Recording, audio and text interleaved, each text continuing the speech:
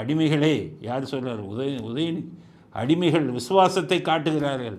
உங்கள் தாத்தா தான் அடிமையாக இருந்து இந்திரா காந்திக்கு விசுவாசம் காட்டி இதையே தூக்கி போட்டவர் உதயநிதி. புரிஞ்சுக்கங்க, அடிமை உங்கள் தாத்தா. அவர் விசுவாசம் காட்டினது இந்திராவுக்கு.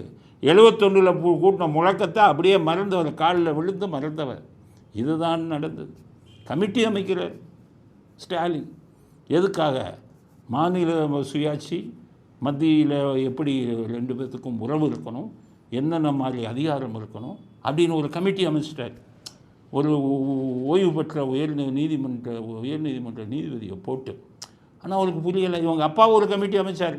69 ஆட்சிக்கு வந்தோடனே மாநில சுயாட்சின்னு சொல்லி ராஜமன்னார் கமிஷன் ஒன்று ஆரம்பித்தார். பாவம் ஸ்டாலினுக்கு தெரியாது. அந்த ரிப்போர்ட்லாம் இருக்குது செக்ரட்டேரியட்டில். அதெல்லாம் தூசு தட்டி எடுங்க. உங்கள் அப்பா வச்ச மாநில சுயாட்சிக்காக உங்கள் அப்பா ஆரம்பித்த கமிஷன், வச்ச கமிஷன் என்ன சொல்லுதுன்னு பாருங்கள். அரசாங்க பணத்தையும் மக்கள் பணத்தையும் வீணாக்கி ஒரு ஜட்ஜை போட்டு ஒரு 6 மாதத்துக்கு திருப்பி போய் கமிஷன் வெக்கம் இல்லாமல் போடுறீங்க.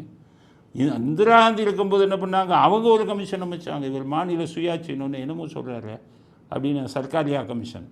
அது இவர் ஊழலுக்காக போட்டார்ல, அதே சர்க்காரியா வச்சு இவங்க இதுக்கு போட்டாங்க. மாநில உரிமைகள், மத்திய அதிகாரங்கள், இதை பற்றி சொல்லுங்கன்னு போட்டாங்க. அதுவும்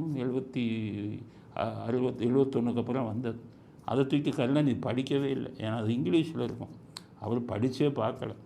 ஸ்டாலினுக்கு சர்க்காரியா கமிஷன்னா அதுதான் ஞாபகம் வரும். நம்ம அப்பா கொள்ளையடித்தார் கோதுமை ஊழல், அதுவானு தான் ஞாபகம் வரும். உங்கள் அப்பா அதுக்கு முன்னாடி அதே சர்க்காரியா கமிஷன் மாநில மத்திய உறவுகளுக்காக போட்டாங்க. அதை வாங்கி படிங்க, இங்கிலீஷில் இருக்கும்.